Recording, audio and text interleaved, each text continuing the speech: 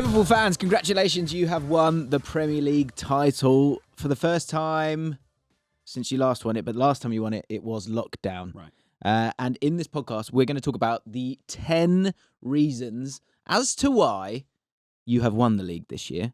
We're going to do them in order, and when I say we, I'm talking about, more importantly, Lawrence McKenna, who joins me right now. He's going to go from 10 to number 1. Now, there is an elephant in the room, not literally, metaphorically. There's another reason that needs touching on, and we will be touching on that, okay? And I will be critiquing your list as time goes on. Do you have your own list? Did you make your own list? I haven't. Kind of Bill Simmons I've dodged it. I've made my own list. Oh.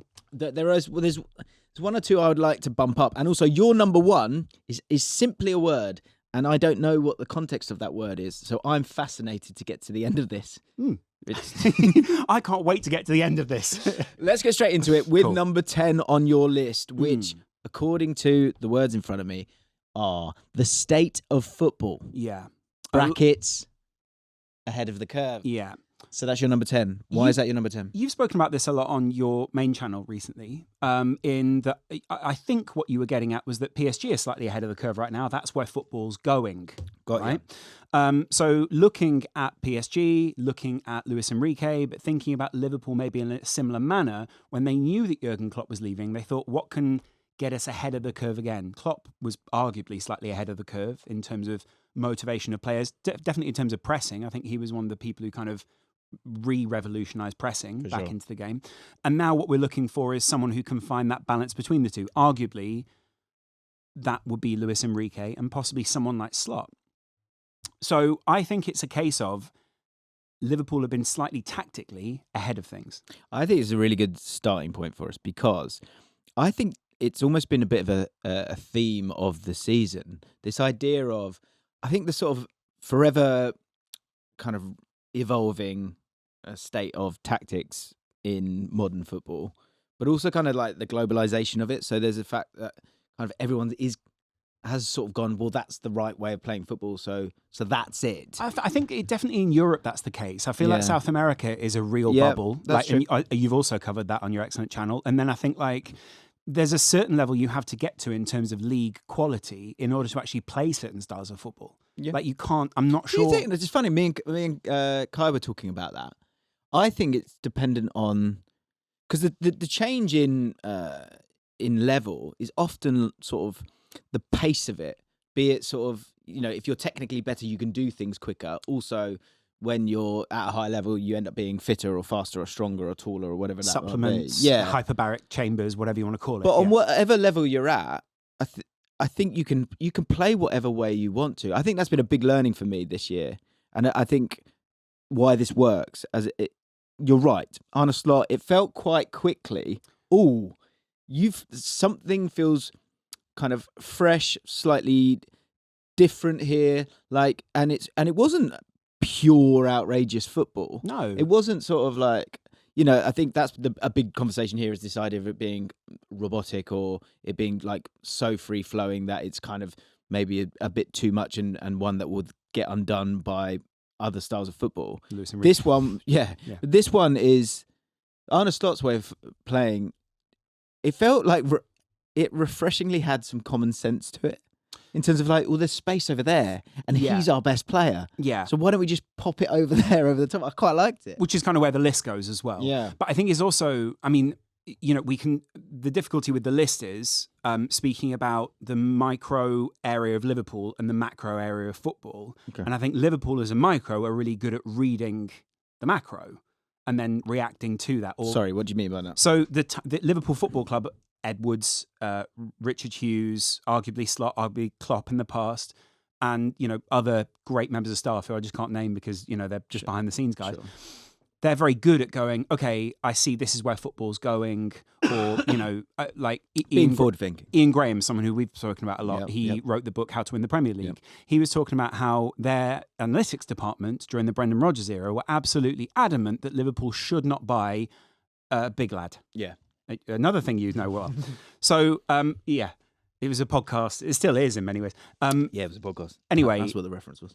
And so, and Rodgers was adamant that they should buy a big man. So they You bought... love the word Rodgers. Yeah, Brendan Rodgers. Because of the joke we just made. Sure, yeah. Get it. Go So on. they bought Ricky Lambert as a kind of a compromise and a bit of an experiment to show Brendan Rodgers, look, you buy a big man, it's not going to go the way that you think it is.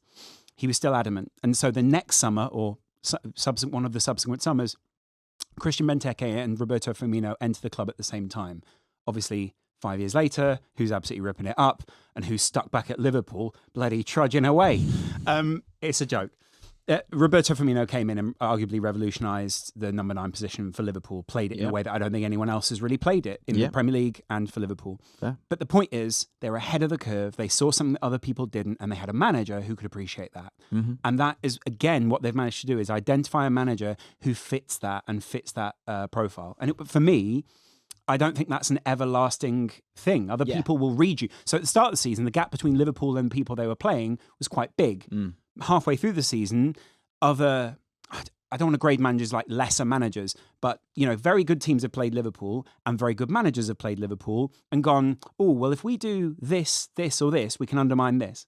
Then the other managers who arguably don't have as much time, resource or whatever, watch that game and go, okay, Arteta's doing this, Pep's doing this, or whoever's doing this. We could do a similar thing. And then they managed to close the gap between them and Liverpool. And that's what's happened throughout the season, I think. Yeah, do you think that it's got harder for Liverpool to win games as the season has progressed? And do you think that's due to that initial advantage that you had from a tactical point of view? And I guess the more people see it, the more people know about it, and the amount of analysts teams obviously have, they're starting to get a bit of a plan to at least make life harder than it was before. One thing I would add to that is, you're right in every count. Broadly, if we can see it, a manager's seen it about 2 years ago, or at the beginning of a match when he's looked at the formation. So if we're doing it on a YouTube video, as some people often comment in your comments like, mate, why are you telling them? You're giving away the tactics. Guys, this is literally when Jurgen Klopp or Pep Guardiola hears us speak, it's like listening to a dog bark and explain tactics. Does that make sense? I'm not saying you're not good, but you get what I'm saying. No, but I know what you mean. Like when I did that chat with Thomas Frank, right? What was amazing was how open he was, and the reason he was so open because everyone knows this already. But so that's what struck me about Slot in those early interviews, isn't it? He came in and he went, well, they played a fluid 4-4-2 that went into a 4-3-3 at times, and that wasn't the same last season. And he just so effortlessly broke down all these things. And you can see the pundits going, wow, look at what he just did there. And it was so matter of fact. That's what. And to witness it in person is actually quite it's quite a strange thing to witness, because you're kind of looking at a guy who is levels above you in terms of knowledge, and it's so. But the reason he knows so much is because he's doing it in such a normal way. He's reciting it in like a. Yeah, so we just drove the car down and a walk around the park and came straight back. Like that's the same thing. Like, do you think it's a Dutch thing? Like the sort of coaching is so kind of ingrained in that country on a higher level, like the amount of coaches in that country. Sure. I wonder if it's something where the sort of the parlance of it all is not as big a deal as. There's less embarrassment, I think, about it. I don't think Slot is as embarrassed about having knowledge. You find a lot of European managers maybe aren't as humble, especially not Dutch managers, in the way that they speak. Whereas I think sometimes in England there can be a bit of a shame culture around knowing too much, or obviously, depending on how you speak to other people, arrogance or being seen to think that you know something is different. And I feel like when you go when you go to the Netherlands, there is almost a bit of there is quite a peacocking culture. Like it is a bit like, actually, I'm top dog here, which feels abrupt, but doesn't have to be that case. But it's also undermined a lot of their other elements. Like he's spoken about the opposite of that in their press, where like their press think they know better than him. You saw it with Jordan Henderson recently, where there was just this outright attack on his character, and whether you think it's right or wrong. It just wouldn't happen in England. No. It just would not happen that people go, but you said X. They go, well, Jordan, would you mind just telling us? I didn't say that. Yeah, exactly. I didn't say that. It just I thought he did really well, Henderson. Yeah, I thought he did very well, but then, anyway, that's almost by the by. The point is, culturally, they were ahead of the curve, and I think Liverpool spotted that, and I think Arne Slot knew that, and I think they also knew, I don't think Liverpool ever thought we'll win the title here, but I think they thought, look, this is the rest of the list will show. Here's how we can remain at least at the top tier of football.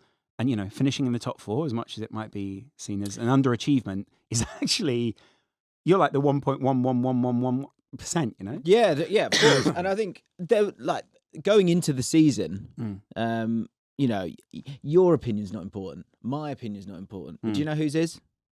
The Opta supercomputer. I knew. How did I know that was just coming? And the Opta supercomputer gave Liverpool. What percentage charge do you think he gave them? 5. 4 balls kick. 5.1%. Very good. Yeah, I remember that. Arsenal was second favourites, 12.2%.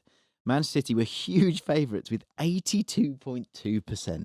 Do you know my problem with the Opta computer? I don't know if you have a brand deal or anything. It changes its opinion as soon as anything changes. It's literally the wind could blow and it goes. Premier League not going to happen. I think it's going to continue to be windy. Yeah. But to that point, I don't think anyone. Where did you predict Liverpool would be? Top 4. So I said top 4. Yeah, so fourth or? I think I did say 4th actually. Yeah, interesting. Yeah, mainly because I didn't want to look too confident, but I did want to look as if we were feeling good about ourselves. We're in a good moment. Yeah, nice. Yeah. I had you guys down as 3rd, I think. Which I'm happy with that. Behind Arsenal, and I think I had United in 4th. From bottom. Yeah, right. Should have. Imagine has anyone done that? That's incredible. But yeah, I think that context is important because I think it's time to touch on the elephant in the room. Touch it. So I asked you guys on Twitter. You guys responded. Thank you so much for everyone who got involved. Especially, I bet you would do, wouldn't you? If you're a Liverpool fan, go, why are we so great? I'll tell you how. I've got 50 reasons. Yeah, exactly. I did send you a long list. You did. Yeah, it was a really long list. Which you can feel free to chuck any of those out along the way. And the elephant in the room is Arsenal, Manchester City's underperformance. So FPL Socrates. So the biggest reason is City, that's Manchester City, and Arsenal underperformance. Liverpool are on pace for a 90-point season, which is roughly the points needed to be in the title race. We won't get that. Because we'll win it too early, and then we'll just go. You've been chatting to the Opta. Yeah. Very good. But this time there is no. This time there's no other race. There's no race. Sorry. Yeah. Other reasons meant they were competitive, but they were winning because of a lack of competition. So do you believe in that? How much do you buy into that? I think we'll never know what pressure would have done to this Liverpool side. I don't think at any point has real severe sort of stress and duress been put on this Liverpool team this year. Well, is that your problem? I don't think it's your problem. And I don't think it's something where... Do you know what I don't like? Is people going, League's a mess this year. League's not a mess this year. It's just not. Well, elements of it are, but not the whole league. Two teams should have misspent and then mismanaged their teams. Tottenham and Man United, in terms of those guys. But Aston Villa have gone far in the Champions League and just beaten PSG. United have gone far in the Europa League, so have Spurs. That shows an element of quality. I just think it shows a lack of consistency at the club. I think that's my problem, is trying to paint a whole league as if, obviously the same way we speak about Liga or La Liga, when we're like, well, it's just a farmers league or whatever. It's the same in the Premier League. We can't speak about a whole league being bad or a whole league being good. But the other side is that people saying with the Europa League that those teams that are in the semi-finals there are two teams that have had an absolute disaster of a season. So that would suggest that even the two absolute messes, which are Man United and Spurs this season, they are in the semi-final of a European competition with supposedly some of the best teams in Europe. One thing I would say, and one reason I enjoy subscribing to your channels is loving the promo from you. Is your storytelling. I think storytelling is something which is really lacking in football at the moment. And I think part of the reason that people try to decry Liverpool's quality is because we treat seasons in isolation. And actually, I think this season is a cumulative result of many seasons now, back to back to back, for different reasons for different clubs. So first of all, for Liverpool, as we will go up the list, you'll see the accumulation of almost chance or just things happening which have put Liverpool in this position. Yeah. Arsenal the same. I think Arsenal have been really unlucky, in inverted commas, with injuries this season because of the accumulation of other seasons and the stress of competing with Man City back to back to back to back to back, and being very unfortunate, not only in losing out, but also in the other things that have happened in those seasons, poor refereeing results, all those kind of things. Maybe that also plays a part of the season. And then City the same. City are just in one of their, what I call fallow seasons, where it's like they go really, really well, and naturally, if you go that well, you're going to fall off a cliff. It's almost inevitable.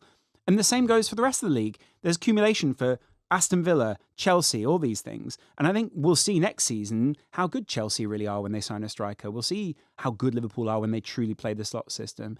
The Premier League doesn't exist. It doesn't go, right, one season, everyone share out the players, and then we'll bring them all back to the centre. It's not how it works. See, that's the point I'm getting at, is that, Liverpool are part of the Premier League, but the bulk of the Premier League teams, certainly 17 of them, have every advantage in world football, pretty much, to have the best players available from around the world, right? Broadly, aside from Saudi Pro League taking some of those guys, right? And so that means you've got really good teams, like all over the place. What people I think are misconstruing is intensity of the story of competition. Sure. Of so like the season Man United and Man City win it, and there's the Aguero goal. Of course, it's outrageous in terms of like the drama, but I think Man City were miles ahead, then lost the plot, and then Man United went ahead, and then they lost the plot. I'm sure I'm probably getting that wrong, but the point is that it feels like this outrageously high level season. Sure. I told you he was a good storyteller, by the way. It's bollocks here this year, because do you know what it is? When the season is pretty much done so early in terms of Liverpool cruising to the title, which we have, people need something to say. And so if they need something to say, the only thing is, well, what's the opposite of this, and can we make an argument of it? And it's that, this season's crap. But you don't even need to make an argument of it now. All you need to do is do the breakfast TV thing, where you go, is this a thing? You tell us. Let us know. Guys, do you agree with, is it raining outside? We don't need to tell you. And also, I just think, that they weren't. Again, two things can be true. Like were they outrageously pushed second by second? No, I don't think they have been. But have they been? Say they do get to 90 points, that would have won the title in 22-23. Would have been 1 point off in 23-24, and also that points tally as well. At time, we're now saying that that's the points tally. Right. It again, to your point, is like, that's the points tally for the last few seasons. But there could be another fallow period where the winner's got 82 points. Which has been the case at different points. And also, at this point in the two previous seasons, Man City and Arsenal both had less points than Liverpool have at this point in this season. Right. So while we're talking about it not being particularly competitive, and obviously if Man City and Arsenal... if Man City and Arsenal were stronger, maybe we'd have less points because we might have lost a game to them. So... maybe that, I think, when the Premier League put Arsenal coming to Liverpool in those final few fixtures, they don't think guard of honour. They think, wow, that will really decide the title. Yeah. So that's kind of the opposite point to what we're making. I get that the league isn't as strong, or isn't as strong in the same way. Why not, though? I think a lot of people look at both ends of they look at both ends of the chart and go strength, weakness, and they don't look in the middle. The middle is incredibly strong in the Premier League. That is my point. Yeah. That is my point, is that, yes, if you look at Arsenal, Man City, I appreciate it. They've not hit the levels they should have. Liverpool have. But then the teams after that, Villa. Like Newcastle, that starting 11 is incredible. Well, they beat Liverpool. Chelsea have spent an outrageous amount of money. Aston Villa's squad is really, really strong. Bournemouth have beaten several different teams this year. Brighton. Fulham can have a go at anyone. Brighton can have a go at anyone. Brentford are one of the smartest teams on the planet. I really like Fulham, yeah. I just think it's bollocks. It's also great. I think it's also, you're bringing in managers who I think we underestimate sometimes the ego of some of these managers and some of the players. Some of them do go into big games and go, let's go and try and have a go at these guys today. Like, it's Liverpool. And a manager thinks, well, if we beat Liverpool, what can I prove to the players if I'm the great manager that masterminded that? Forest have done it twice this season. Do you know what? You've got teams as well in this league that there's every kind of football being played here. Right. Every kind of football being played here. So for you to win the league, you've got to be every kind. You've got to be every kind of football, type of football. You've got to play against squads that have got superstars, like all the way down. I absolutely appreciate the bottom three have been miles off it. But the bottom three are always miles off it. That's why they're the bottom three. Right. And that mix of, that's 3 games in a season. You're missing the 12 teams in the middle that are really good. Also, in the season that whoever won it when Derby got 10 points, did everyone go, league's terrible this year? Yeah, I'm upset with Robbie the league. Savage is the best DM in the league. It's not the way it works, is it? I think we're agreed. It's good. So we're agreed, yeah, good point. I also think the thing we've not spoken about here is Liverpool did great in Europe. Liverpool went out ultimately to a team that, as you've heroed on your channel, ahead of the curve. And it wasn't as if, I get the first leg at PSG was very, very one-sided. Yeah, sure. One thing I would say is when I came back from Paris, and I went to Paris, I was lucky enough to get a ticket from someone. I didn't buy it. Way too expensive to go to Paris. Yeah, of course. And the thing that I felt was I felt very neutral, or I felt very sort of, okay, we're still actually on a level playing field. Obviously, we've beaten them. But I didn't feel as nervous as everyone that I got back who watched the TV representation of what happened felt. And I remember watching your review, and obviously you were very high on PSG at the time. Yeah, I was blown away. But I was blown away by that. I thought they were fantastic. But I remember thinking, well, we've also learned a lot from that game, and we kept it relatively close. They didn't have particularly high XG. The XG was actually pretty poor. They just peppered Liverpool's goal with shots, which basically mean you've got to take a world-class shot. You can't take it's not like this will be an easy chance. And Liverpool created a relatively easy chance at the other end. Mm-hmm. And I think Luis Enrique and Slot both acknowledged after the game, this will be low scoring because it's such high-quality football. Yeah. And this is kind of what you said as well. Over both legs, there was such a high level of football played that it minimised the chances to basically only the best players in the world being able to finish those opportunities or hope that someone else messes up. And Liverpool's defence didn't really mess up the whole night because Alisson was, frankly, the best goalkeeper in the world. Well, that's going to come up here, isn't it, in terms of the adaptability, I think, of Slot. That I think there's been a humility to them at times, and almost just leaning on the defensive strength of the team as well. That sometimes you go, especially in Paris, it was like, you lot are on something here. Maybe it's the home versus away advantage, but they just went, okay, well let's tuck in, let's make sure we're okay, and let's get ourselves back to Anfield. Alisson was insane as well. Yeah, Alisson. I still keep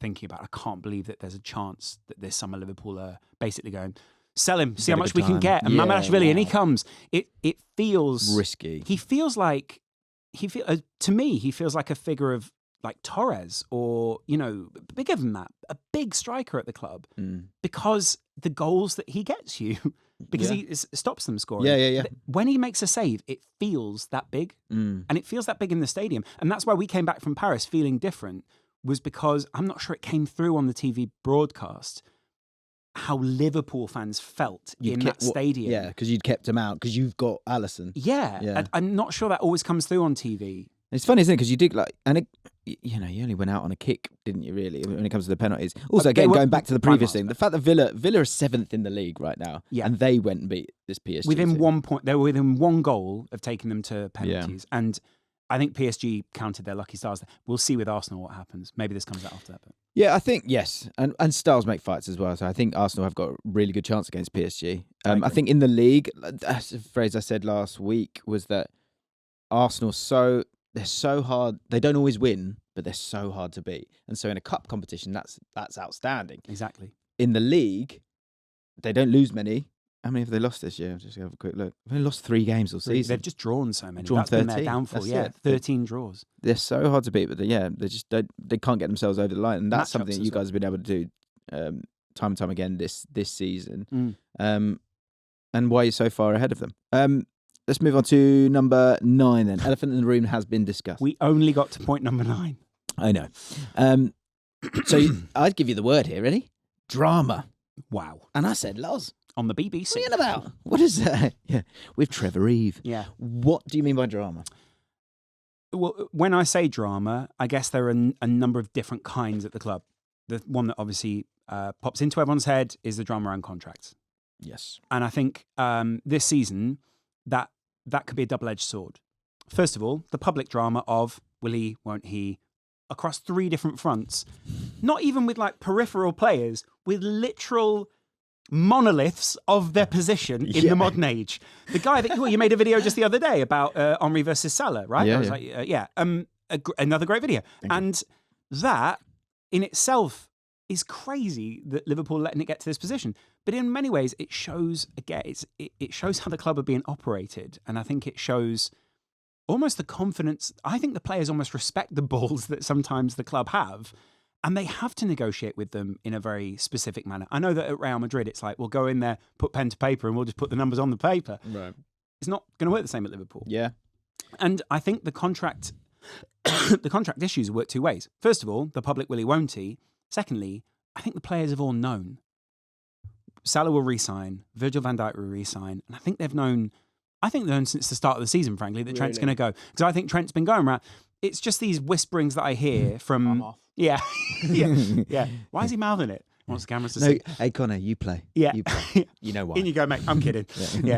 So I think he's been gone for a while. And I also think other fellow professionals respect that. I think other guys go get your money, or, hey, you've done incredible things. We'd love for you to stay, but we're actually really good mates with you. Maybe, equally, he's had the time to sit down and say to Salah, what would you do if you were me? Okay, here's what I'm doing. And all the players have had the time to kind of rationalise that. Maybe there's moments where the players have gone, actually, like, screw this guy, he's leaving at the end of the season, and that's perfectly fine. But they've also probably had moments where they've gone, good for you, like, go to Real Madrid. I remember my dream of going to Real Madrid. And I just don't know why people can't... I know why people can't see that, because, the only reason that people seem to have a problem with it is because in the interviews he goes, I want to be Ballon d'Or, I want to be club captain, and I want to be the best for Liverpool. Then don't go to Real Madrid if you say those 3 things. Yeah. I think that's where Liverpool fans have the problem. Yeah, find themselves a bit confused. Van Dijk has stayed quiet, hasn't said, whatever. He's said things, but he's kind of said, a bit of nothing. Yeah. And then the same for Salah. Really, Salah's played it very, very well, but ultimately, where was Salah really going to go? He wasn't going to go to PSG, wasn't going to go to Real Madrid. The best place for him to stay is Liverpool. And he's never been more important.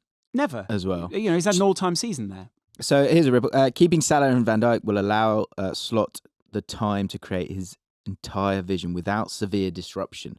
Many were worried that the loss of Mohamed Salah and Virgil van Dijk would cause big issues for the club this summer, not only having to find their replacements, but also losing those key figures and leadership qualities in the squad. With Slot already likely to have a few ideas of how he can improve this side in the summer, having to replace those 2 key figures could have caused a massive setback, not allowing Liverpool to focus on other areas. But with now with both set to stay, Slot knows he has key leaders to help embed new signings into the culture when they arrive, meaning he can focus on immediate issues and ideas this summer before worrying about squad leadership dynamics later down the line. Right. I think that is huge. One thing that just popped into my head when you were chatting there is, do you think... So 2 reasons why I think this was actually, useful is that sort of... that almost, maybe to use your word before, like, there's a peacocking there when you've not got your contract sorted. Mm-hmm. That I think anyone listening to this right now will know of a player in their team over the years that has just been on fire, and then you realise they're in the last year of their contract because they're fighting for it, aren't they? And they're not worried about failing; they're concentrating on achieving. The other thing I was just wondering was, do you think it was actually, as big as those 3 are, the fact that it was all 3 of them, they were kind of in it together. Yeah. Whereas I think if it had just been Trent or just Salah... Just Trent alone is a nightmare for him. Yeah, I think that pressure would have told much worse. I think it's told most on Trent. I do think Trent's obviously a lot younger than the other 2. Yeah. And he's in a different stage of his career. And I think the stress... if Salah left, there's almost like go get your big last payday. Same with Virg. With Trent, it's like, well, you're about to enter your peak. Why don't you stick around? And he's sort of like, no, I'm good. I think I'll just go home and sleep. Like, it's not... they're 2 different situations. But I that was my other point, was the kind of the bonding of the players around that. And the other thing that I was going to put into this drama triangle that we've created is the drama around Nunez. I think he's been quite dramatic in kind of a quite quiet way this season, in that we knew there was tumult around him, and we knew that he wasn't happy with his role. We knew that he was quite a fiery personality and probably thrives off the ego being stroked a little bit. He was very much, I think he's the most Klopp guy in the team because he was very much a Jurgen Klopp guy. And we also know that I think a lot of the other players have doubted him for quite some time at Liverpool now. I think there have been a few players who've gone, you're not the striker, mate. I've really noticed the Liverpool fans give up on him a bit this year. Well, I was at the Brentford game where he's kind of had his peak in many ways of the Liverpool season, where we were down and we needed the goals, and he came on, and obviously it was just a shit Andy Carroll was the chant. And I wasn't in the Liverpool away end, but I was right next to it. And you could hear the groan when he came on. It was like a collective, like, oh. I've heard, maybe, I don't know if it's true or not, but I've heard things about like when I think the whole world, in their living rooms, when he goes up for the pen, you go, yeah. There's always one, isn't there? Yeah. And that was like there was this collective groan, and then kind of like a collective, all right, lads, let's not be those guys. Come on. Yeah, I think he might have heard that. And so by the end of the game, he has kind of earned that. And I think there's still a respect. I think he might have heard us. Oh, right, sorry. I think he's kind of earned it on the other side, though. But I think everyone was a little bit... The opinion of him at Liverpool was, look, when you came in, you presented as the young guy who was coming here to rip things up. And that's what Klopp was going to empower you to do. Then you came in and didn't quite do that. But he's had some very solid, what I describe as solid seasons, if they were building towards the ultimate season, which they haven't. Then you're now 26 or 25, 26. It's time to be the man. It's time to be a man now. You're not 21. And I think we kept him in cotton wool for maybe too long. And there was a bit of under Klopp, I guess he could afford them that time because Salah was so prolific, because other players were so good. But then the time comes. It's like, you're the striker now. And his head would still go down. He'd look towards the safety blanket of Salah for that pass all the time. Right. And there just came these tactical things where everyone just went, oh, you're doing that thing again. Same happened Aston Villa away, when Aston Villa were really up for it. We needed someone to come on and be the man that the ball stuck to. And it just didn't stick to him. And he had those moments, but you can see it's like a seesaw. And at one end is Virgil van Dijk and everyone else going, come on, mate. And at him is the other one going, oh, I'll score some goals. And when he doesn't score, they all go, yeah, all right. So how's all that helped Liverpool this year then? Well, to an extent, it's meant that the team have rallied around and had to invest more. I think it's first of all, in Nunez. So it's been like, look, we are behind this guy. I think in January, I think he should have gone. But when he didn't, it is, right, we are behind this guy. But I also think it's meant they've seen the brilliant handling of it by Arne Slot.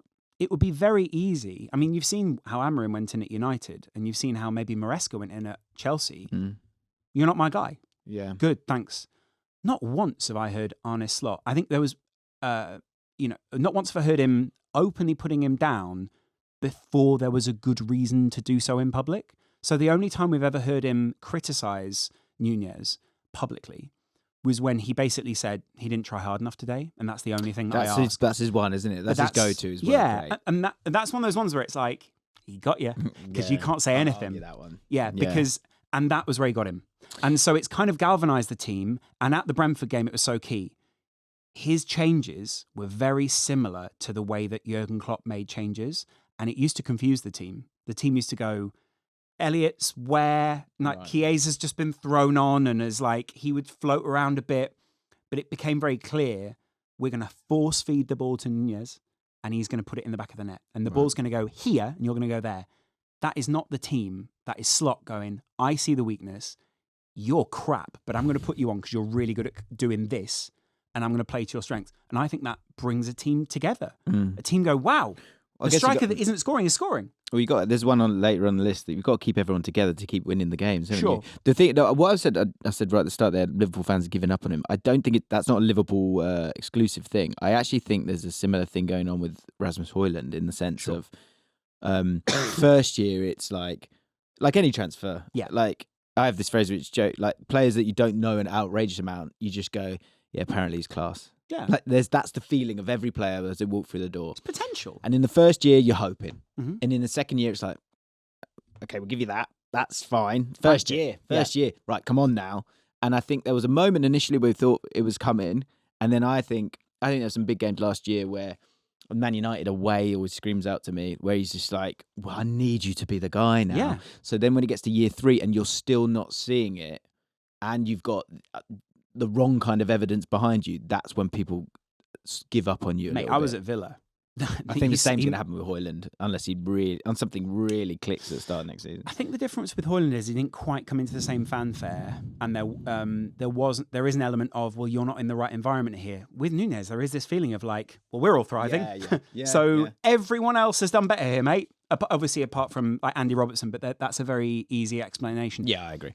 With Núñez, it's like, come on, mate. Salah's having an all-time season. Diaz's numbers are better, but he's not scoring. Come on. Yeah. And then, the thing at Villa that I think annoyed everyone and caused more drama was he missed those opportunities, and then after he was laughing with Martinez as he's walking off the pitch. I can't laugh. And everyone turned at that. You just can't laugh. No, I know, mate. You Jose Basingwa against Reading, we get relegated, he's laughing. Yeah, literally. And everyone knows that moment. Finn, bleep this for me. Yeah. Finn, don't bleep that. Just show everyone what James is really like. I'm not saying cut it, I'm saying bleep it. Yeah, right.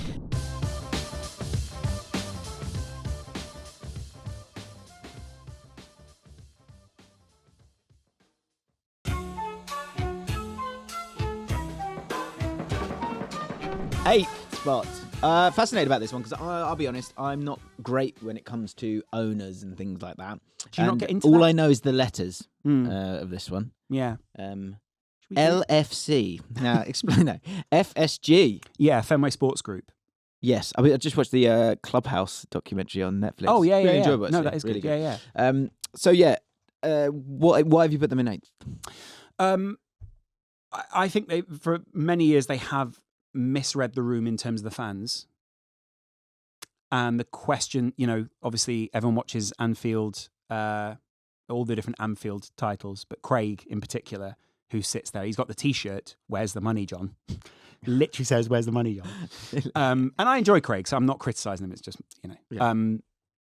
this season, I think there is an element of vindication on FSG's part. Because everyone at the start of the season the narrative was, well, Klopp's held this club together.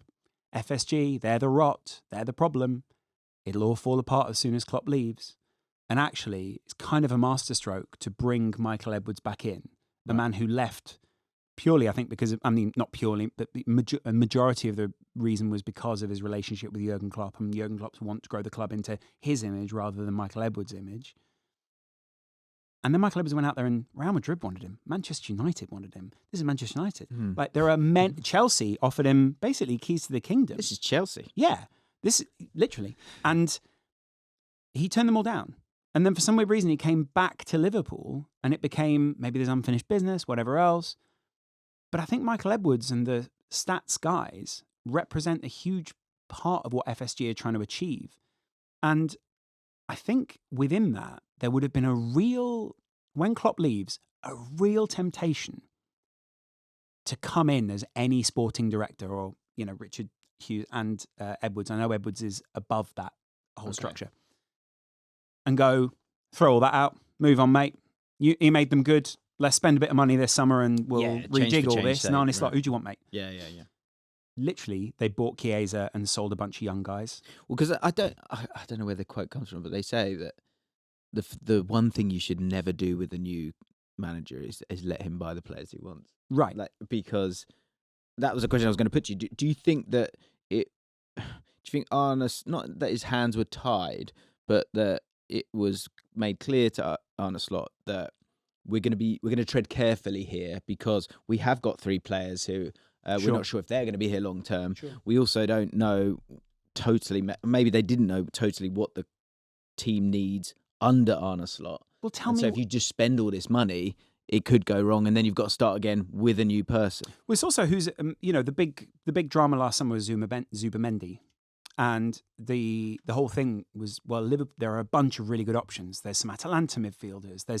There are a long list of players that you would have thought fit the profile for Liverpool. But broadly, I think if you look at that team, especially the starting 11, can you tell me a player that's really worth rolling the dice on to upgrade, apart from maybe we didn't know about to Andy give Ro- up on. Or? We didn't know. No, I mean, even just saying, well, let's bring in a new version of that, a shiny new version of Andy Robertson. Maybe last summer you could have said, I think Robbo's legs might go fairly soon, but no one knew it would go like that. Yeah. I think Diaz, it's more complicated than that, the Robertson thing, by the way. I agree. It's hard to break that down. But can you tell me another position? Alisson, best goalkeeper in the world. Literally proved that again this season. Virgil van Dijk, best centre-back in the world. Konate, best complementary centre-back to Virgil van Dijk in the world. Trent, well, you're not going to bring in someone else and go, let's bring in Steve Finnan. Like, Steve Finnan was brilliant for Liverpool, by the way. Left-back, Andy Robertson and Tsimikas switching in and out. Yeah, it was pretty steady stuff, yeah. Midfield, McAllister, what's he gone on to prove? Maybe Ryan Gravenberch, you would have gone, well, literally, that was the only position that we would have actually changed was Zubimendi. Szoboszlai, we couldn't, Szoboszlai. Maybe Darwin Nunez, but even then you go, 80 million was spent on him. We're going to have to get 80 million for him and spend 100. Salah? No. Diaz?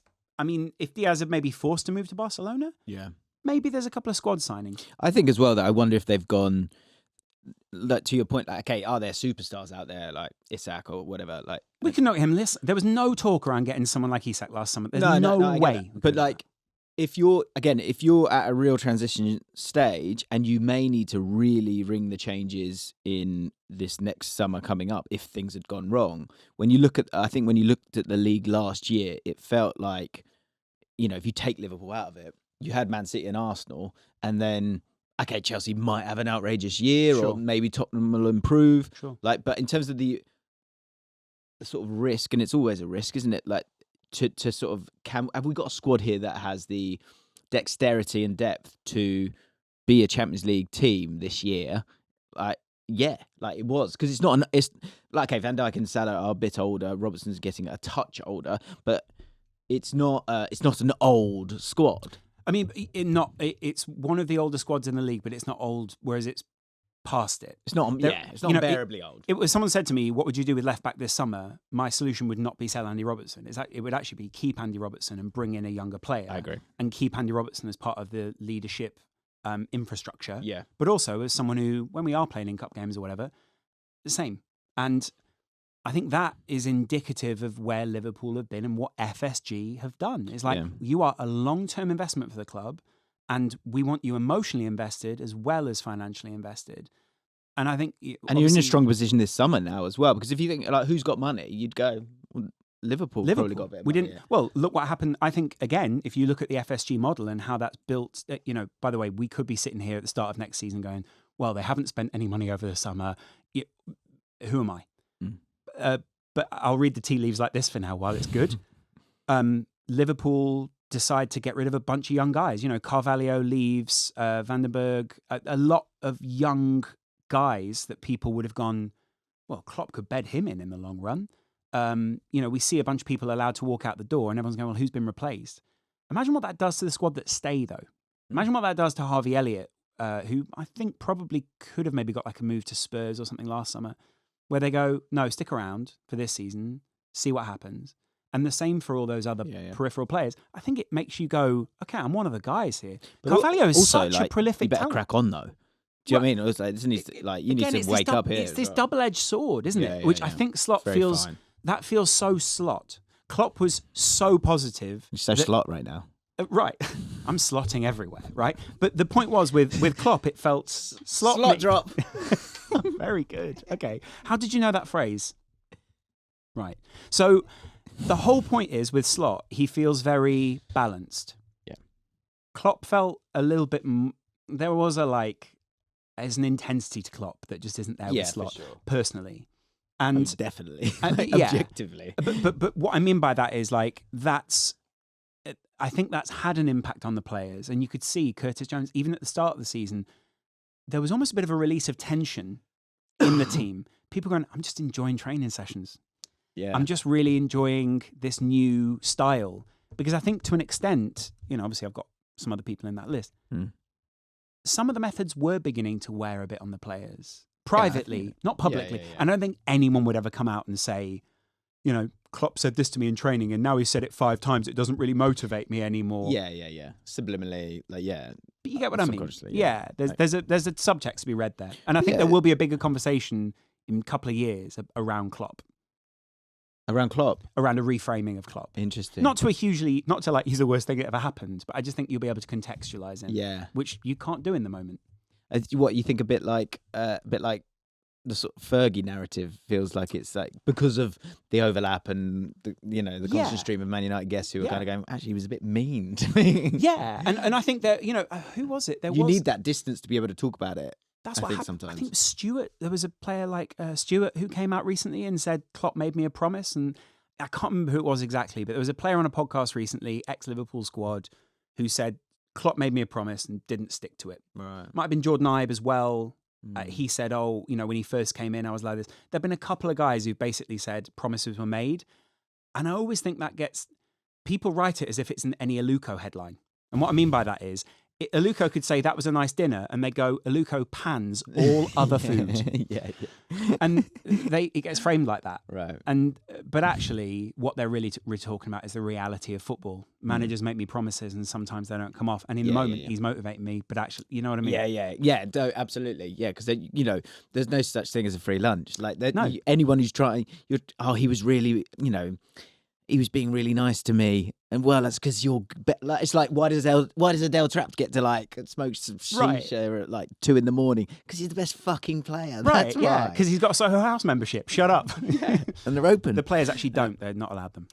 But no, I get your point. So FSG kind of holding their nerve to do nothing. Numbers help you hold your nerve. Yeah. Numbers help you to have confidence in that. To quote my dad, he says you can't argue with numbers. No, I mean you can. I mean they don't talk back. Yes, but it's helpful. And that's it. Is it sometimes you are better, keeping your powder dry, and it's absolutely worked really, really well. We'll also see how it plays out this summer. If they have kept their powder dry, then great. I think everyone will be very happy.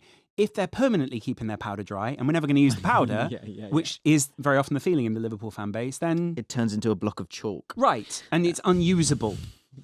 Okay. Well, you could still use it on a whiteboard or blackboard. In 7th spot, as to the reasons why Liverpool won the Premier League, momentum. Again, a word I have nothing written down here. What does momentum mean? I mean, momentum it's as simple as that, really. This Liverpool side were drilled, honed, focused, whatever cliched term you want to use to summarise Liverpool. We knew what they were under Klopp. Yeah, I think this is a good one because so let's put these two together because you've got Klopp in 6th spot. I think I might have chucked Klopp a bit higher. What higher than this? Yeah, and say what? Because of kind of I guess the amalgamation of momentum and Klopp, like that hidden momentum, I would say. Of you're playing semantic games now, though. No, the hidden momentum is the fact that like people are going, he's gone, so it's all going to fall down, which is an absolutely valid argument, right? But I think we've seen this so many times, and the examples I would give you are not for sort of great teams, right? But if done correctly, again to your point of like the refreshment of Arne Slot, which wouldn't be as refreshing if you had a different taste in your mouth before or a similar taste to Slot, right? So, but the point is that squad was very close to winning the league last year, but more so than people kind of realise. It was down to them lacking a bit of composure in front of goal, really, more than anything else. But their ability to win games, to change their system, to bring in different profiles, but for it to work a lot of the time from an attacking point of view, but also the kind of, not extremity of it, but like the wholehearted principles of what Klopp is about, and therefore the players that you bring in and hone and develop and mature. You have the likes of Salah, and who is just ruthless. Van Dijk is ruthless in a different way, but a barking leader, right? And that happens over not just last season. The DNA of him as a person, but also all of the moments with Jurgen Klopp and the culture that's there and all those things. But you can also the Van Dijk point. Sorry to cut you off, but the Van Dijk point goes back as far as, well, where does momentum start? Momentum's actually, when I say momentum, I probably mean like velocity, because speed is well and good, right? I think Manchester United, when Sir Alex Ferguson left, had speed, but what was the direction of? Maybe they didn't have speed, but they didn't have as much as you thought. Liverpool have got velocity because it's focused in a very specific direction. Some teams are spending and getting better, and you could argue that's Chelsea from time to time, but I think you'll see them honed. Like, that's the key with Klopp. It was going in a direction, and that is the... Yeah. But my point would be I think in this season, the moving of the needle just slightly to Arne Slot was the perfect refreshment to this Klopp team, this Klopp era. I like that. Because you had it. There might be some games where you need to run through this lot, and you've still got Szoboszlai, who has that muscle memory. You've got like McAllister, the hard work that he puts forward, and that works well actually with Arne Slot as well, who talks about work rate. He talks about the amount of goals that have come from long galloping runs from those midfielders. I think the engine that all of these guys had and the ability to go to that level. Here's another example of it, right? We were talking about it on the podcast 2 weeks ago. Rafinha makes run after run after run after run. I truly believe that if he hadn't played for Bielsa previously in his career, what he feels like is normal. Yeah. To everyone else is like, wow, he just keeps making those runs. Completely. So I think that ability to run marathon after marathon under Klopp. Now, when we're just asking you to run a 10K, it's a bit comfortable. But if I really need you to go, you've got that in your locker as well. And that's what I think. That's why I think Klopp, both from a mental point of view, but a physical point of view as well, it's given Arne Slot all those sort of weapons, and then he's been able to add his element to it as well. And I think that's come with, when we're talking about momentum, last season, I think Liverpool were humbled. That's a big, you could argue this season's word is humble in the Premier League. Needs stay though, doesn't it? Yeah, but I don't think humility is obviously it's a characteristic which some people say, well, lived a very humble life for his whole life. There are going to be moments, especially as a sports star, where you're not humble. Right. And so it comes and goes, ebbs and flows. And I think managers, that's why they're so good at managing the humility in a team. There are moments where you can't have a humble striker who goes, well, I just score goals and that's kind of it, isn't it? Like, it's not the way you get the best out of the superstars. And we know this. You've met plenty of strikers. Alan Shearer, weirdly, I describe Alan Shearer as a humble guy, but he's also got a massive ego on him and he absolutely loves himself. Mo Salah's the same. You'd argue Bobby Firmino, Mane, like all these guys are those kind of characters. And I think humility for Liverpool was put into them last season. I went away with Liverpool a few times in the Europa League. We were humbled in the Europa League by a couple of sides. Yeah, Atalanta, Yeah. And that's kind of my point, is like the cumulative momentum of what has happened. Momentum is not just about the good things. Right. It's about it's accumulation.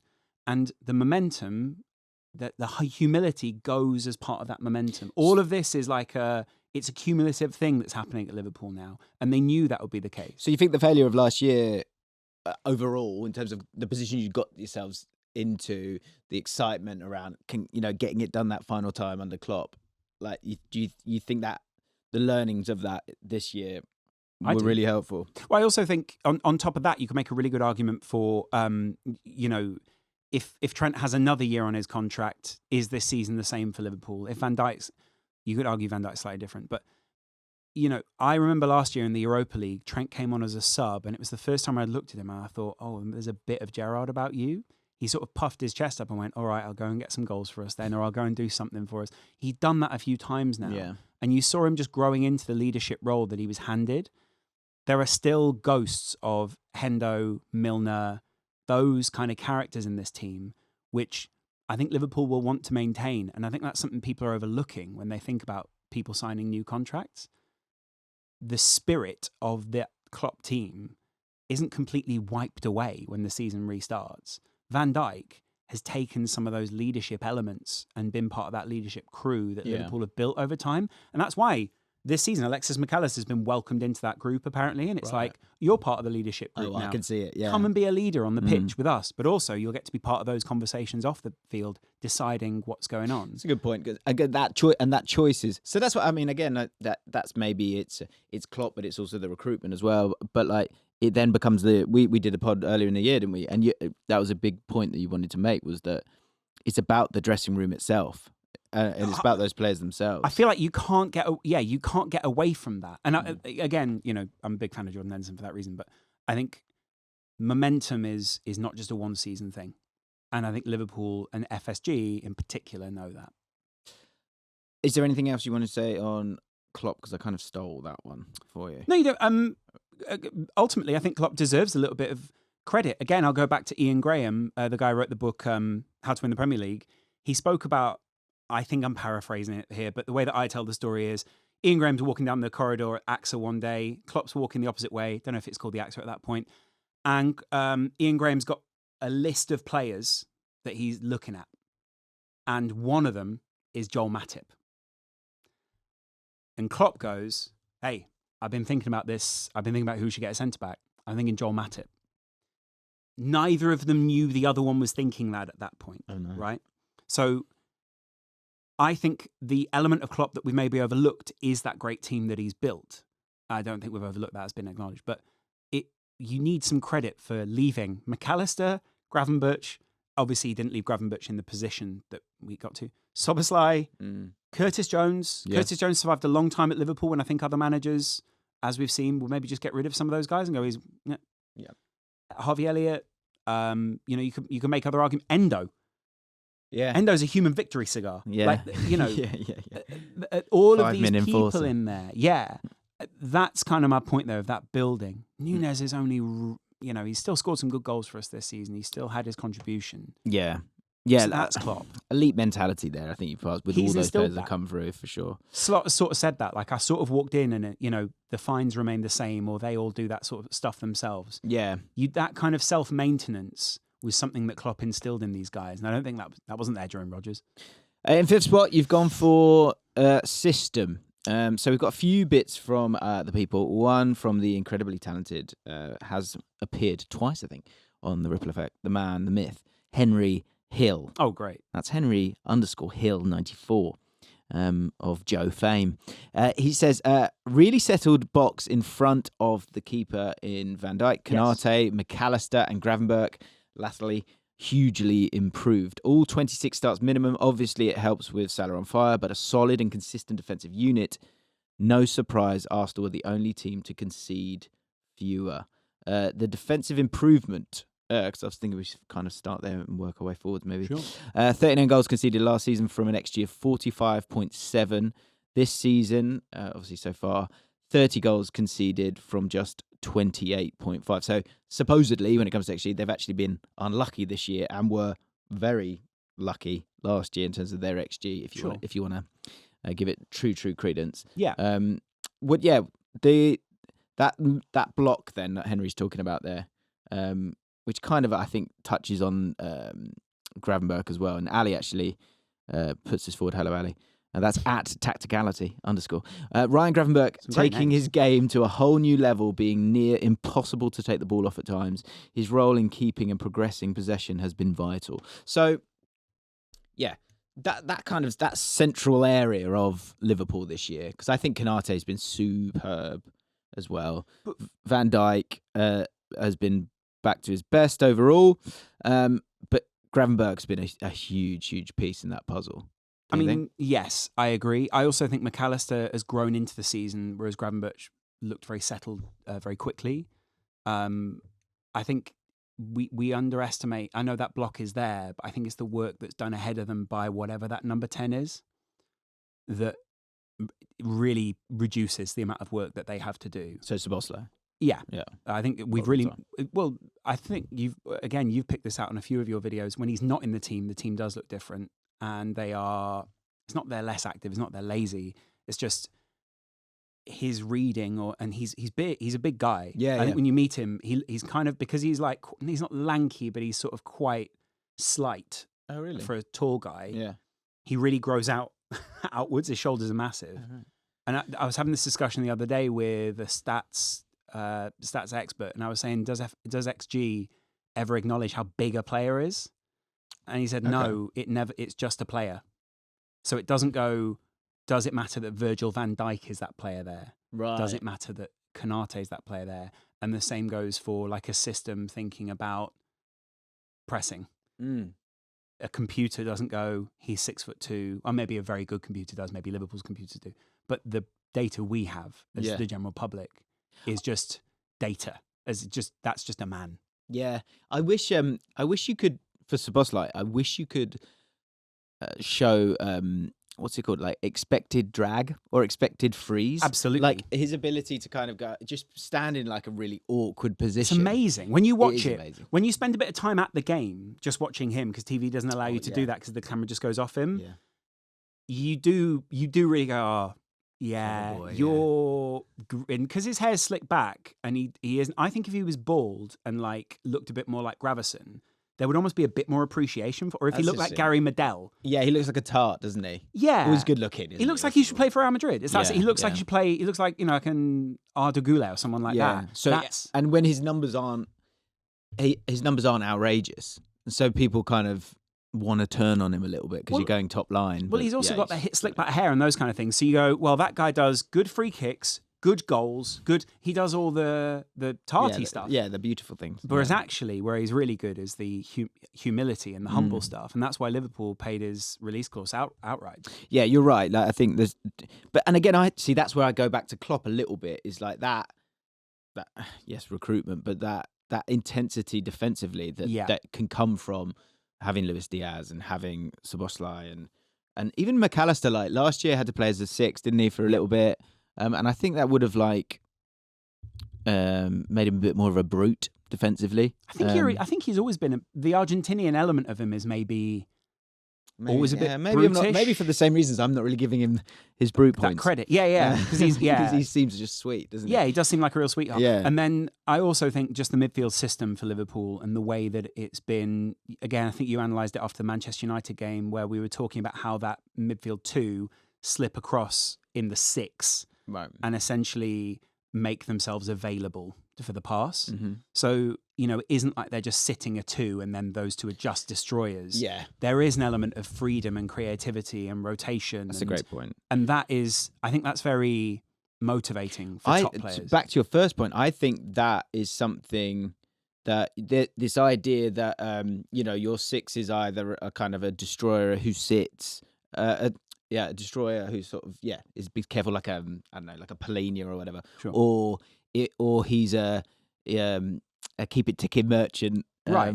Paul Scholes or something like that. Yeah. He's not Whereas quite there. I think both of McAllister, everyone thinks he's really attacking. He's actually better defensively than you give him credit for. And Gravenberch, by just taking someone who's so complete in terms of being able to drive with the ball, and when you're able to get across the ground, read the game as well. When you have a player like that, who's, I think previously it felt like, oh, you're wasting him if he's sat there. Sure. But I think the scarcity of opportunity that he'd had as an 8, when he said, oh, do you fancy going there? But also, it allows him to do those jobs quite well. But he then does jobs that a normal 6 who just stands still wouldn't do. Yeah, right. And it allows you to take risks that, again, that kind of 6 wouldn't take. Or couldn't take. We'd be fearful to take. Yeah. Whereas it doesn't feel like a risk for Gravenberch. No. And that means that you press up a bit higher, you take risks, you drive past the play and take someone out of the game. And so I think, again, I would have put Gravenberch on his own as one. Where I think we've got a bit used to him. I think we were so wowed by him at the start of the season. It's become very normal for us now to have that. Yeah, and that but drop to of the shoulder facilitate, that drop of the shoulder is so watchable. Yeah, especially if I've never played football to a particular high level. I've never played it to even level. I think you probably played it.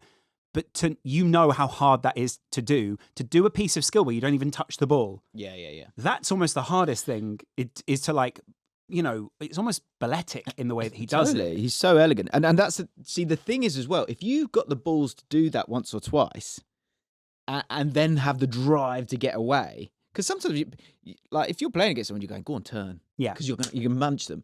But if that person is able to do it, and you're going to go, I'm not, because if I get close to him, he's just going to go, boop, boop. There's also 3 more passing options once he's turned that shoulder as well. Yeah. So not only do you have Trent, Salah, Szoboszlai, or Trent, Salah, maybe sometimes Alexis McAllister if Szoboszlai's further up, or Diaz. if you want to go and do that crunch, what you're basically doing is opening up all the space that Liverpool want in, as I think you called it as well, the hot zone, or that area right in front that Slot just loves to get his players into. Yeah, I just think he's it's the ripple effect of him and what he does. So then once you know that, you go, oh, it's him. Like there's certain players you go, well, no, I'm not gonna, because it's you. Like it's like Lionel Messi. If the ball's there, you don't go, well, the ball's there. It's Lionel Messi.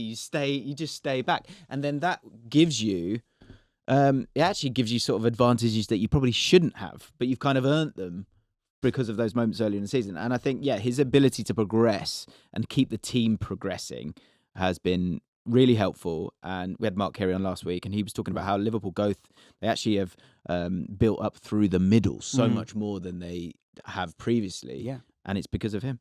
And I think the ripple effect is a really good name for this, because I think Liverpool have been a lot more fluid this season, and you see that ripple. I'm a Mission Impossible fan. Okay. And at the start of one of the films, I think Tom Cruise or Ethan Hunt, same for me. Yeah. He talks about, he's like a traffic coordination guy. Like he kind of reads traffic and traffic, I guess, systems on the motorway. Okay. And he talks about, to a bunch of women at a party, how just even the pump of a brake from a car at the front of the traffic can have ripple effects throughout. Yeah, sure. And that is what I think you see when you see Gravenberch or McAllister, is when you see the turn, you see the reaction of the rest of the team, and you see them go, I'm on my bike, I'm wired, I'm here. And that role to be able to shift from front to back very quick has been massively beneficial for Liverpool. And it's where, Klopp obviously wanted us almost permanently in a phase of transition. Slot has managed to harness that transition into almost a controlled transition. Yeah, I get what you mean. So we don't rely on the chaos as much, which I think again is a relief for the players. And that kind of takes us to point 4, that is Arne Slot. Perfect. So we've got a few things here when it comes to Mr. Slot. Slot drop. Adam Smith. That's not Smithy. It's a different one. Good guy. Great guy. Hello, Adam. Arne Slot. He changes from a high press counter-attacking team to a slower and more patient build-up. Creates more. It's like he's done it, but it's like he's presented before. Creates more chances for players like Mo. That's Mo Salah, and has allowed Gravenberch to shine with a need for him to be on the ball. Arne Slot's arrival came at the perfect time to combine control with chaos. Many allude to Klopp's gegenpressing style of play, very intent on playing high octane. It's always octane, isn't it? Words with Klopp: octane, throttle, Yep, metal. Yeah, heavy. Yeah, it's very heavy, isn't it? Yeah. Meanwhile, Slot brings a more methodical and slower approach, especially in the build-up phase. Curtis Jones even mentioned his detail in interviews. Slot's message to slow play down at times. He's had I've never totally known the context of it. He's had a couple of moments where he's kind of had a go at Trent, or he's had a go at people for not playing the way that he kind of wants to. Trent sometimes does have a bit of that's the other Gerrard element to him, is the Hollywood ball. Yeah. So he'll go, and I think that has sped up the turn on Trent a little bit this season, where there's been the Liverpool fans used to groan a bit when Gerrard would play like quite a laboured ball, and sometimes it wouldn't come off. Right. And it would feel a bit like it was like, you don't have to be the hero all the time. Yeah. And the same has happened with Trent this season, where he's played a few balls where under Klopp, I think maybe we would have felt different about them. Because you're going. But now it's a bit more like, you've actually misread that there. Right. And, maybe the storytelling changes around him for that reason. Interesting. Yeah. Here's a quote from a Lawrence McKenna. He's slightly ahead of the tactical curve. Slot was variation and wave riding. What Klopp was trying to build... he was variation and wave riding what Klopp was trying to build, and Slot had the tactical eye to take it further. Yeah. Obviously, that's Lawrence McKenna quote, so it makes no sense. It does. It was, his mother. Yeah. He rode that wave of Klopp. Broadly, what this also does is it talks about the ripple effect going forward. I think we will see a bit of he hasn't dismantled this team, has he? But it's a push towards his principles and away from Klopp even more. And again, I think if we're in the Slot point here, it's that willingness to not go, it's my way or no way. It's sort of like, we are still doing a bit of what Klopp did, because there are similarities in our styles. And actually, if anything, there's still times where you can sort of see the player doing some of what they would have done under Klopp almost instinctively. And actually, I think we'll see another pre-season now. We'll see a bit more. Just get some time on the pitch. But that could be a problem. Like, Possibly. I've seen that in the past with teams where... Why are you being negative for it? Huh? Why are you being negative? No, just being realistic. No, I get it. Yeah, I'm giving you guys an excuse if it goes wrong. Yeah. No, I just think it's one where, like, those things that are instinctive, what could become a problem is if you lose them, then you can't use them. Yeah. And I'm intrigued to see how that element of it plays out. But yeah, it has felt like it was, again, we go back to it, it's that kind of bit of a refreshment there. We've got a video that, if this is out, then that's out, for the Premier League, talking about them and how Liverpool and how they've won it from a tactical point of view. And what was really difficult about it was that, yes, there has been a change of style, but it's more a sort of a managed style more than anything else. Yeah. So, for example, like when you think Liverpool, you think it's just like it's hectic and they're like go go go. And yes, that's absolutely true. But they've won the league this year with Liverpool's lowest possession in 10 years, and everyone's going on about how it's much more so controlled. Yeah, and so it is a bit more controlled. But in terms of overriding, sweeping, outrageously crazy tactics that, you know, ideally you'd love for a YouTube video, it's just not been the case. Yeah, and that, I think that's partly why I'm talking about this next tactical wave.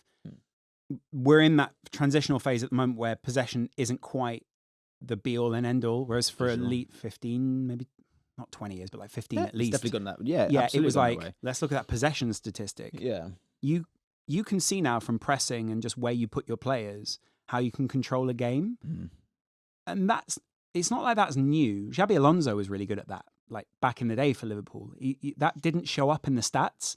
That's probably also a big problem for you, is you need a bunch of things on screen that you can go, see this stat here, or see where it, like, you know, obviously you can point to players' positions, but like you sort of need to be able to prove it in the numbers. Whereas actually a lot of it is like, well, did you collect that moment when he wasn't doing anything, where he was just standing there? Yeah. No. I think that people are... You can do it two ways. That's the thing. Like, so for example, Nottingham Forest, they don't have the ball a lot. No. But when they have it, they go. Yeah. That is their strategy. And that's okay. Like, it's space versus possession. By being that bit lower, when they do get it and you've got Elanga and you've got that pace, Right. off you go. Wow. So it's just about having a strategy more than anything else. And he's certainly kind of had one. A lot of people talking about his adaptability in games. I think that's been one of his biggest strengths for sure. That was something that a lot of people pointed to at Feyenoord, actually. A lot of Feyenoord fans, I've got a few friends in the Netherlands, and they said, I'll be honest, mate, we were pretty bored in a lot of first halves with Feyenoord, because he'd basically be standing there and going, just keep him there, lads, and I'll read the game. Wow. And they'd go out in the second half and change it. I think Liverpool have maybe been a bit more front foot, and that took him a bit more time to adjust to. Right. But I'm surprised how few people have actually looked at the Feyenoord side and gone, what did he do? I know everyone's done that, but they've not looked at it in as much depth as I thought maybe they would. Right. And I think we're still missing some of the things, not that my keenly analytical mind has come up with them, but I think there will be people who are missing a lot of what he will bring from Feyenoord and we'll see more of next season. And possibly when it's a title race, we'll maybe get a bit criticised. I think the narrative next season, I can already see it, is going to be, well, it's his side now. Are they leading the Premier League in the same way? Are they is the fitness, all these kind of things? Yeah, and you've hit such heights as well. That's the other thing. They're a great team. But again, I think I always say, like, you just need to be able to have different answers at times, and that is the thing. I think you've been really impressive from that point of view in terms of him going, let's tweak it this way, but also different styles of games. You've got Rinigondon says they've just been able to win in varied ways, whether it's dominating performances like the match against West Ham.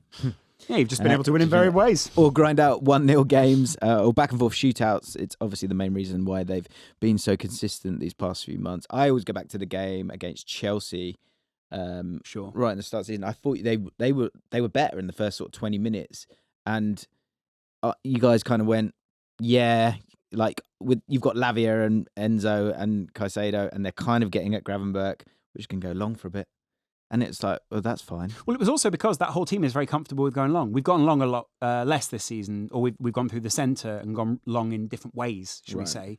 And I think the team... You've gone long to one specific person. Right, yeah. And whereas before there were different balls to go long to, or Klopp's style very often was just we wanted to transition. Now that's not the case. And what's interesting about that is, like against Chelsea, Liverpool sort of went, well, we've done that. Yeah. Well, we will do that. Yeah. We can do that. We'll have fun with this. If you want to do it, we'll do it. But I think people will turn their nose up at that if they want to. Sure. But I just think it's common sense. Like that's, I think, a bit of a theme here. Like, it doesn't, because I think there's always people trying to sort of, they're just trying to be trendy a lot of the time, and it being like overcomplicated sometimes. And I'm not sure that's always necessary. The beauty in the simplicity, I think it would be stupid to say, and I'm not saying it, that Slot's system is simple. It's actually that Liverpool have been very well coached this season, and that's what's made it look so simple. Yeah. When you see players so comfortable in those positions, it looks simple because they are doing what feels instinctive, because that's what coaching is. Yeah, you're telling them how to be as effortless as possible in that space. I also think, by the way, if you skip back down a point or two, some of the players were getting a bit tired of not Klopp's system, but like the coaching style overall, and it just needed to be freshened up a little bit. I think that makes sense. There was a great reaction to that within the team. Yeah, none more so than third spot in the reasons why Liverpool won the Premier League, according to Loz, Mohamed Salah.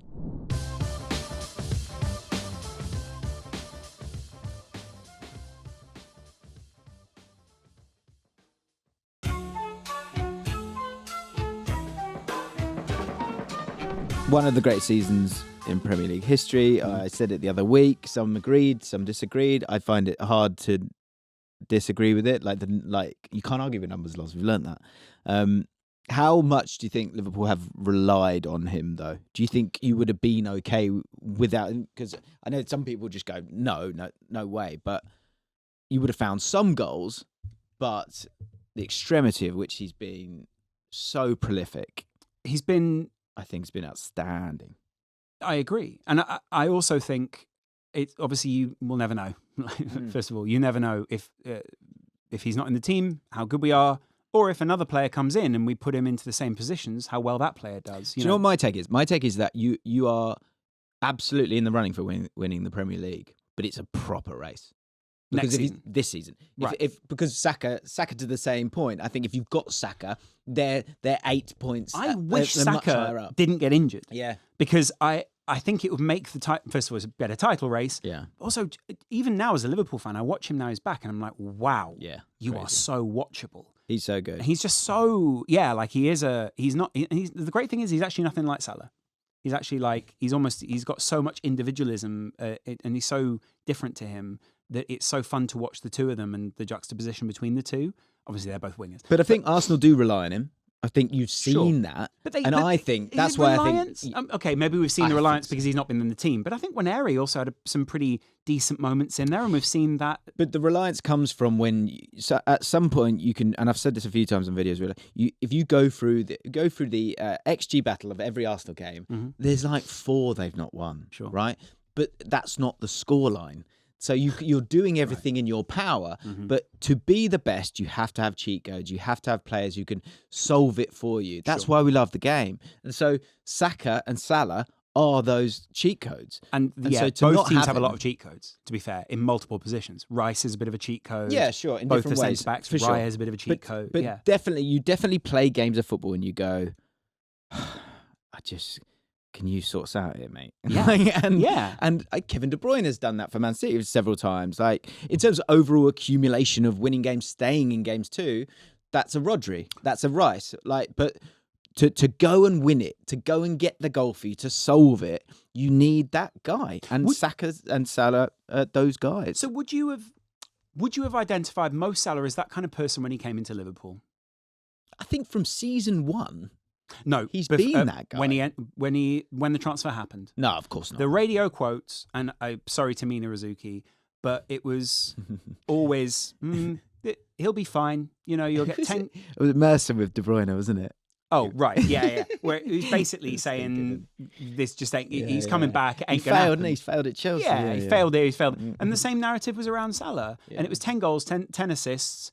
But you can't 8 goals, 10 assists. You can't expect much better than that from this guy, can you? Because we remember him at Chelsea. He's been at Roma. Roma. Like, that was the sneery attitude. Yeah. And I think that goes back to the rest of this list here. The momentum, Klopp, FSG, the all of these things are cumulative. The reading of the underlying data, knowing that guy can be prolific, scouting the personality, knowing how driven he is, all these kind of aspects.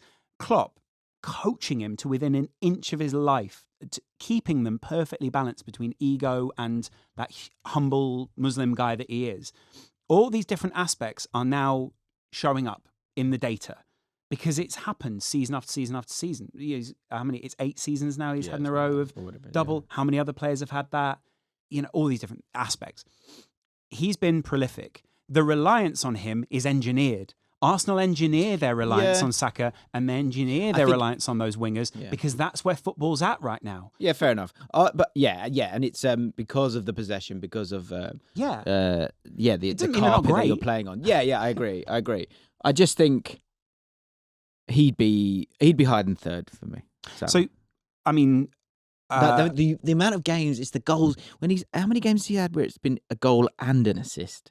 That is like it's a lot of games. Because is it like 12 or 13 games? I don't know, but like the ripple effect of that is when you win or lose a game, the chemical emotional exchange of your confidence, not just you but the fans, the press, the players around you, everything's sweet if you win. Absolutely. And so when you've got a guy who's bringing you a goal and assist most games. Obviously, like he's not in the greatest form at the moment, but like you get the point. But that's kind of my point with the. Okay, so again, maybe the reason we analyse so much the PSG game is because it's one of the few games that's been so close, and there's actually been a challenge for Liverpool this season.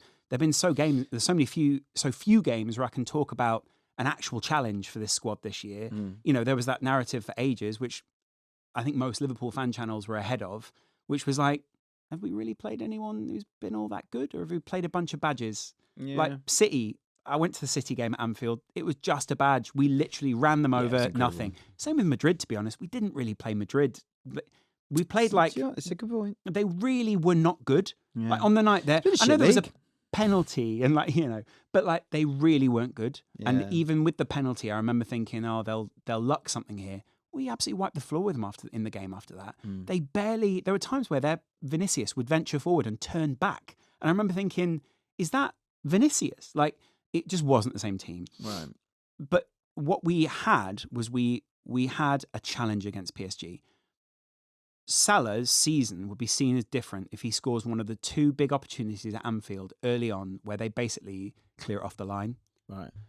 And I think we would still be talking about Ballon d'Or. It would be a very loud conversation around Ballon d'Or if we'd gotten through against PSG, because Liverpool were seen to be put to the sword that night.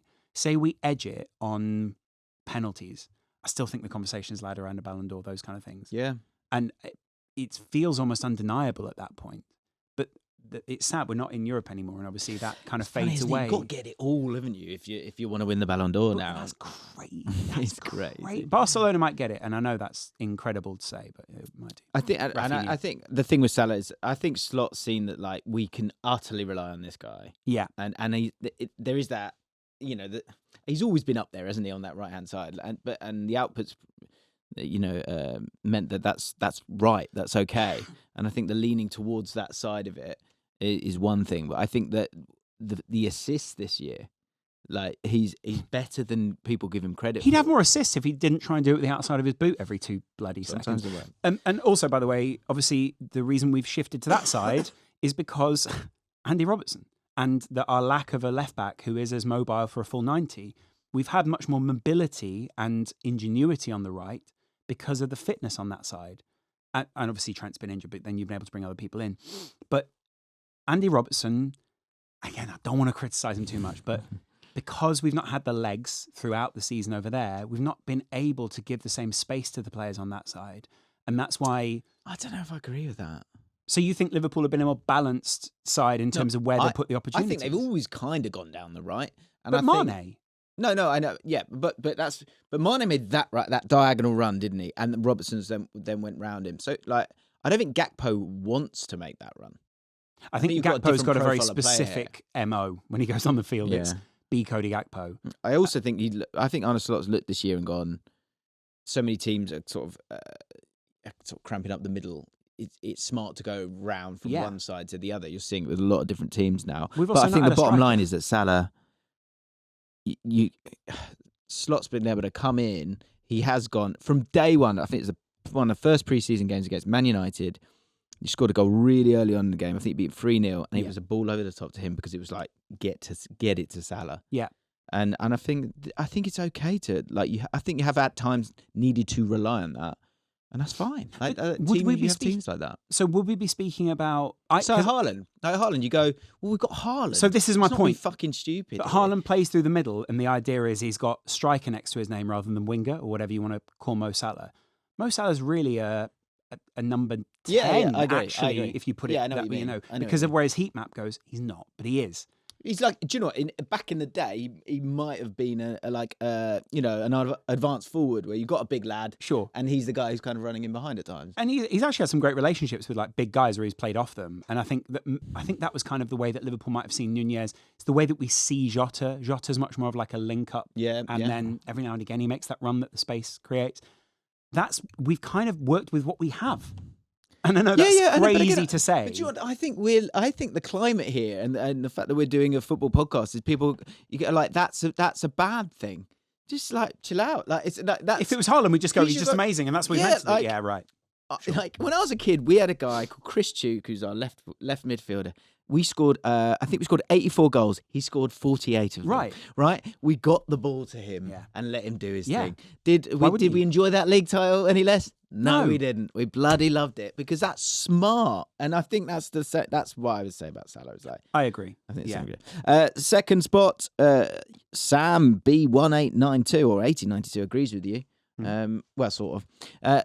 It's the squad. So he says, reserved football, not over-exhausting their players. This has resulted in less injuries and has meant that Arne Slot hasn't had to rotate as much. This has also caused a slight drop-off in the Champions League and Cup final because it's now catching up to the players. Sure. But more than anything, again, it's something that's okay to accept, I believe, is you've had a few injuries here and there. I think another reason I'd be happy to chuck out there is the depth of the squad, because when Alisson's not available, you've rightly lauded him. You can bring in Kelleher, who he's not equally. He should be playing for Spurs or Chelsea. He should be playing at a team that's going for European. We'd be crazy to sell within the Premier League with Kelleher. Yeah. I mean, it's also where we get the most money. Yeah. So how do we do that? That's a big question for this summer. Do you? Because I think Liverpool, we probably obviously we don't see him as the best goalkeeper in the league for our needs. But just because he doesn't fit our needs doesn't mean he's not perfect for someone else. Yeah. And that's kind of our issue. He will go somewhere else and be like a... Where do you think he'll go? I'm worried it's somewhere like Chelsea. Yeah. I'm worried that that's a... Chelsea. If I was Chelsea, that would work. I'd be all in for Kelleher, because I'd be thinking, well, I've seen him in the Premier League. I've seen how good he is. I've seen how good he is with his feet. He comes from the stock of Liverpool. I think all those things are great. Is he better than the 7 goalies we've got? Well, I mean, half of them are generated by AI, aren't they? So I just think that's how Chelsea do it. Yeah. I get 1892, I'm guessing, means he's a Liverpool fan. Okay. I get what he means. I also think the criticism of Slot, if there is one, is that he actually hasn't exhaustively used the squad in the way that we maybe would have wanted him to. But that's, I guess, our football manager tendencies going, play Harvey Elliott more. Yeah, that was the name I was thinking. Chiesa in the side, you know? And then that's the frustration I get. A lot of people go, Nunez scored in the last game. Give him a chance in the next one. It's not the way it works. Yeah. Tactically, it doesn't. He looks at the matchups and goes, right, Darwin Nunez's head goes down, and I can't rely on him to do this. And also, we've got the financial element that everyone seems to be talking about now, that we'll pay Benfica more if we play him more games. Which that headline's done the full circle, where it's like, that's come out. If he plays another game, we owe them another 5 million. But apparently that's not true. But we'll see. This sort of reserved idea, and this, again, I think is natural to compare with Klopp. And so this, again, I've got the word throttle in front of me. Slot's designed not always be full throttle. Is it that, or is it more? Is it more of if you imagine the 22 players or the 20 players in the kind of middle of the pitch, when we watch football now, people aren't all spread out. No. The game is sort of breathing. Yeah.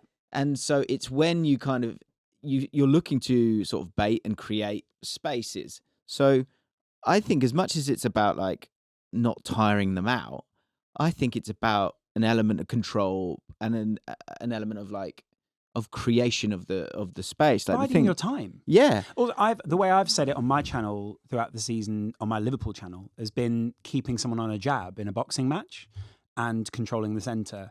I have no history of fighting, so I don't know. But you have commentated at the highest level. Yeah, I've been alongside some of those people. So my point is, though, that jab is very often you timing someone or you're working out what their rhythm is. And I think Slot sometimes does sort of go, let's just take a little bit of time and see where they move and do this. And then, he'll call a player over, whisper something. And again, that happened in pre-season. Szoboszlai had that. Like he got called over and suddenly he scored in the next 5 minutes. It's Slot's genius. Yeah.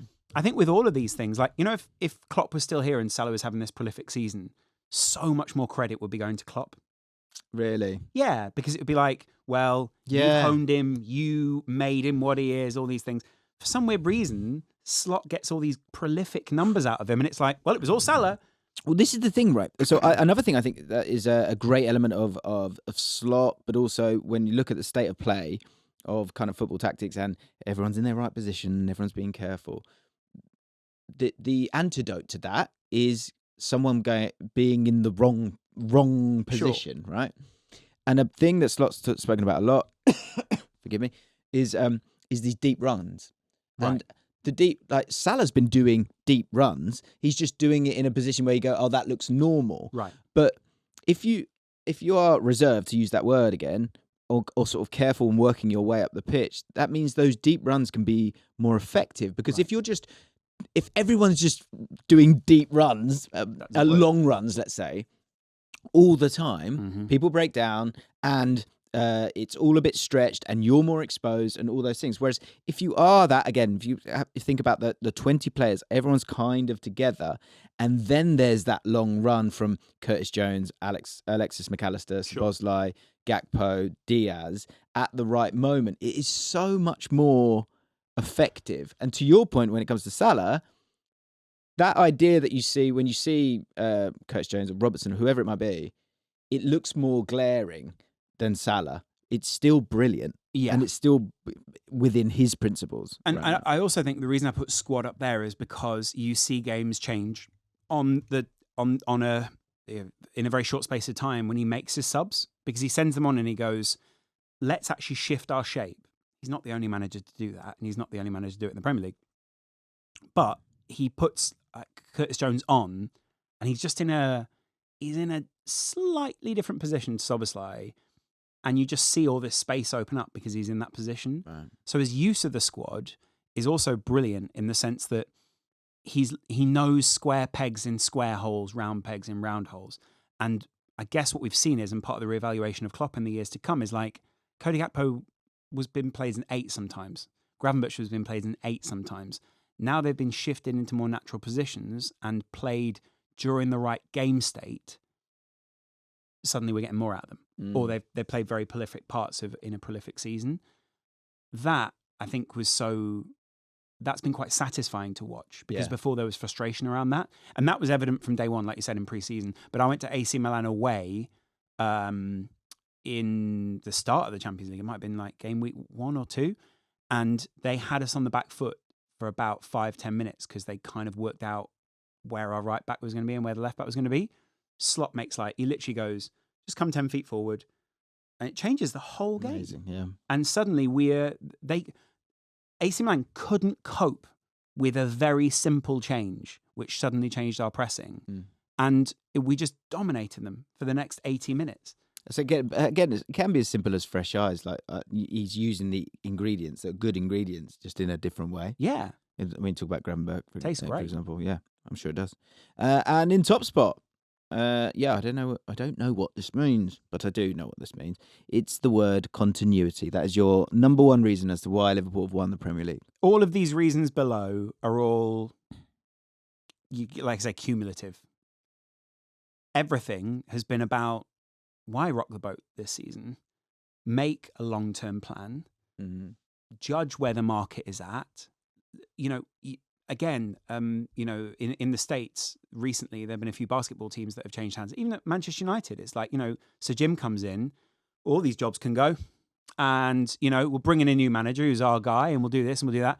that is very tempting to do. And I'm not saying that can't work, Yeah. but it's not the only approach. Yeah. And I think that would have been the temptation this season with Liverpool, is to say to whoever came in, if it was Amorim, your back three, you know, if you need to tell Verge to play where he needs to play, then you bloody tell him, because it's your team. I don't think I've ever felt that way about Slot this season, where I've gone, yeah, this guy really needs to tell him, like, you know, you're not playing under Klopp anymore. Yeah. This is my system. The He humility, sort of jumped into the stream and just let it go, yeah, isn't he? the humility again to be able to do that.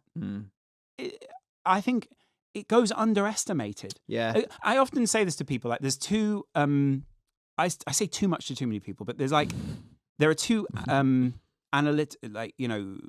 guess comparisons that I make. People say, well, you're playing, you know, the player's playing left back and he's playing left back no matter what. So what's the problem? On a day-to-day basis, if you changed where one app icon is on your phone, so say you take my home screen is like messages, WhatsApp, podcasts, OnlyFans. Say I upload a lot. Say I changed where my WhatsApp and my podcasts were on the home screen. How many times would I click on WhatsApp rather than my podcast, and vice versa? Right. Now think about that in a footballing sense, and think, if the pass that I normally make is my out, Right. is no longer there. Yes. And I'm used to making that for 5 seasons in a row or for 5 weeks in a row. How much does that change? I made the exact same point about Liverpool years ago when Van Dijk did his knee against Everton. You were ahead of me. And it was like, what? No. But it was like, well, actually, do you know what? Pajak was ahead of it. No, Pajak said bloody everyone. Just accept it. Yeah, it's the other guy on that show they do. It's actually the genius. Yeah, it was annoying because Pajak had I think Pajak might have sent me an article. Oh, no. I'd said it, butchered it, and he went, yeah, actually, this is a thesis from blah, blah, blah. Yeah, and right. He chucked that, not in that accent. He chucked that at me, and it was like, but it's that, you know, you lose one cog, and it can. Nothing changes, but Staying the same. Staying the same. Yeah, and there's actually some beauty in that. This idea of like less is more, because it means less can go like horribly wrong. Yeah.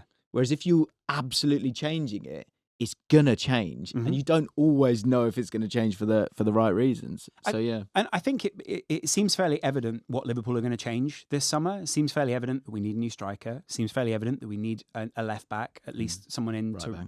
Yeah. Obviously, we're now going to need a right back. Thank you, David Ornstein. I think we will bring in another midfielder because someone like Endo will leave, and I think also it's just become clear. Like, even against teams like PSG, we need a bit of a change in profile in some games. And you do have to question, like, you know, Vitinha was so good in that PSG game. Could Zubamendi have been our Vitinha this season? We maybe need that. And it's not to say that McAllister, Szoboszlai and Gravenberch aren't good. Clearly. But it's just, you need to change things sometimes. You need a difference in shape or a difference in where the ball goes. And that's not going to be Trent next season. That's, you know, it's not going to be, Gravenberch isn't going to need to cover in the same way. There's a number of big shifts. And you can't stand still. Like, well, no. There's no like, well, this is the best team and they're the best team for the next 2-3 years. Well, they've worked us out. It's just not like that. We've also been worked out now. So if we stay the same, we will be bad next year because it's not, the analysis still skews towards, well, if we play 4-4-2 and we put our best players on the field, then we'll win the game. Yeah, it just doesn't work like that. It can't work like that anymore because other managers just make more and more changes or will just know how to go up against that tactically because the data they have. Yeah, totally. And to an extent, we're, you know, architects of our own downfall because Liverpool really did push this analytical approach. And I think even Liverpool were willing to share data with other teams in order to get more data. Yeah, right. We were just ahead of the curve in terms of how to analyze data as well. But now analysis and, you know, people leave your team and go somewhere else and get another job, they begin to go out throughout the game and that spreads. So I think that is, you know, essentially it's like Wenger. Wenger at one point was like, I'm going to go plunder the French players from this very specific part. And everyone, well, we'll all get French players from this. Yeah. And that became a bit less effective. You've got to remain ahead of the curve. And that's where Slot and Edwards and those guys have to be.